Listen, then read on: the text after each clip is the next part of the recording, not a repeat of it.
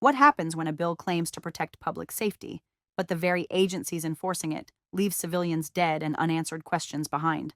In this moment, Representative Sidney Kamlager-Dove cuts through the slogans and forces the committee to confront a hard truth.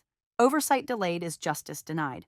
Her remarks turn a routine legislative debate into a reckoning over power, accountability, and whose lives are deemed expendable. There's great irony in the title of this bill: Keep Violent Offenders Off Our Streets.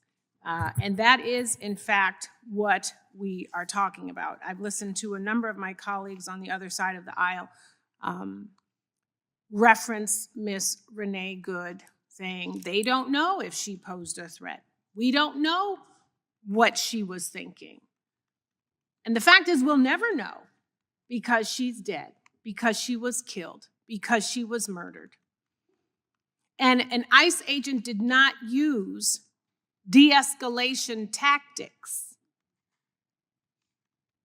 The ICE agent killed a prospective defendant, if you want to talk about bail, and she won't even get that because she is dead. I think it is wrong to have colleagues say, let's not talk about this until you decide it's time for us to talk about it. No, you are correct. This body is not a jury, but we make determinations all the time in this committee, and we are a jurisdiction of oversight. So at the very least, we should be demanding that the committee do the job of oversight and talk about this case. Use this as an opportunity to debate how our taxpayer dollars are being used, how our government agents are being used, how they are treating our constituents. Kash Patel didn't know who Dylan Roof was, but I do. He killed 9 parishioners in cold blood. You know what? Law enforcement agents didn't roll up in that church and kill him. They used de-escalation tactics. So let's talk about that.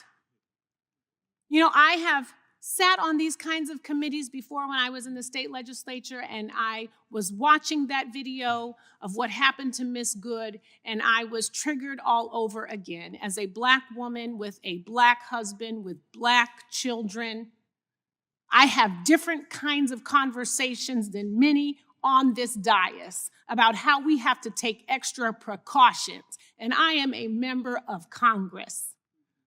It is a fact that I have to take extra precautions in my family to make sure that my husband and my sons are not killed by law enforcement because of the color of their skin. And you know what that video showed us? Is that all Americans now have to take separate and extra precautions. I thought the mandate for ICE was that they were going to go after criminals that are here illegally creating crimes. That mandate from that video. Miss Good was here legally. And maybe her crime was she was afraid of being shot. And that's exactly what happened. She was not here illegally, and she was not being involved in criminal behavior. And if you all want to say or continue to say that if you obey, then you will not be shot, don't disagree with law enforcement, do what law enforcement says. January 6th happened, and there were a whole bunch of people who rolled up at the Capitol and were disobeying the Capitol Police, who are law enforcement. And they were arrested. And you know what? The President of the United States said, I'm going to pardon you. It is okay for you to disobey law enforcement. It is okay for you to attack law enforcement. And 6 of the pardoned January 6th insurrectionists are charged with committing child sex crimes ranging from sexual assault to possession of child pornography. At least 33 January 6th insurrectionists pardoned by President Trump have been rearrested, charged, or sentenced for other crimes since January 6, 2021. So don't obey law enforcement, do what you want, and hope that you get pardoned. And this bill, keep violent offenders off our streets. You know, cash bail is not about guilt or innocence. It's not even about the crime. It is about your ability to pay for your freedom while you await trial. This bill goes against the sovereign rights of states. This bill says that we are going to tell your state, my state, how we govern our state criminal justice system. And ultimately, it says if you can afford to pay the bail, you can have your freedom. Thank you, Mr. Chair, for granting me these extra 20 seconds, but I did want to make sure that I talk about this bill and why I don't support it. Sidney Kamlager-Dove's remarks expose the fundamental contradiction at the heart of H.R. 6260, a bill marketed as a public safety measure that ignores excuses and ultimately enables state violence while punishing those without power. By anchoring her argument in the killing of Renee Good, she strips away the abstraction that often shields congressional debates from real-world consequences. This is no longer a discussion about bail theory or legislative language. It is about a system that allows a federal agent to kill a peaceful protester and then demands silence in the name of procedural patience. Her insistence that Congress cannot defer responsibility to the courts is a direct challenge to a common evasion tactic. Oversight is not optional, and it is not premature. It is the constitutional duty of lawmakers to interrogate how taxpayer dollars are used, how federal agents are trained, and how authority is exercised against civilians. When colleagues argue that the committee is not a jury, Kamlager-Dove reminds them that oversight does not require a verdict. It requires moral clarity and institutional courage.